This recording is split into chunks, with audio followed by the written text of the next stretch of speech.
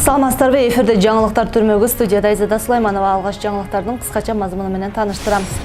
Өкмөт Орусиядан өз басында кумшекер менен өсүмдүк майын алып келет. Камчыбек Ташиевдин айтымында кыргыз-өзбек чегарасы 100%га чечилди. Саламаттыкты сактоо министринин жаңы орун басарлары дайындалды. Кыргызстан азык-түлүк базарындагы бааны турукташтыруу максатында Орусиядан кумшекер жана өсүмдүк майын өз баасында сатып алып, апрель айында өлкөгө алып келгени жатат. Бул тууралуу Айыл суу чарбасы жана аймактарды өнүктүрүү министрлигинин басма сөз кызматынын өкүлү билдирди. Анын айтымында 500 тонна өсүмдүк майы жана 3000 тонна кумшекер жеткирүү боюнча келишим түзүлдү. Май жана кумшекерлер материалдык резерв боюнча мамлекеттик фонддун кампасына келип түшөт. Соңку 1 жылда Кыргызстанда азык-түлүктүн баасы болуп көрбөгөндөй кымбаттады. Премьер-министр Улукбек Марипов 12 мартта КТРК курган маегинде азык-түлүктүн баасын арзандатуу үчүн бюджеттен акча бөлүнгөнүн билдирди.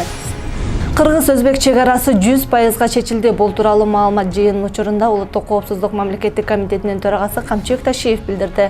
Өтө оор маселе каралды. Эч кандай талаштуу жер калган жок. 2 күндүк сүйлөшүүдөн кийин 8000 гектар жер Кыргызстанга жазылды, деди Ташиев. Эске салсак, алар кыргыз-өзбек мамлекеттик чегарасын делимитациялоо жана демаркациялоо боюнча 23 мартта Өзбекстанга учуп кетип, 24-25 мартта жыйын болгон. Саламаттыкты сактоо жана социалдык өнүктүрүү министрлигинин эмгек жамаатына жаңы дайындалган 2 орун басар тааныштырылды. Өкмөттүн буйругуна ылайык Бектурганов Улукбек, Бектурсунович жана Рахматуллаев Жалалайдин Мамаюсупович саламаттыкты сактоо жана социалдык өнүктүрүү министрлигинин орун басары болуп дайындалышты. Бектурганов Улукбек, Бектурсунович 1975 жылы 1-сентябрда Чүй облусуна караштуу Ысык Ата районунун Нурманбет айылында туулган. Улутту кыргыз, үй бүлөлүү 5 баланын атасы. Рахматуллаев Жалалайдин Мамаюсупович 1960 жылы 26 апрелде Ош облусуна караштуу Кадамжай районунун Кара Дөбө айылында туулган.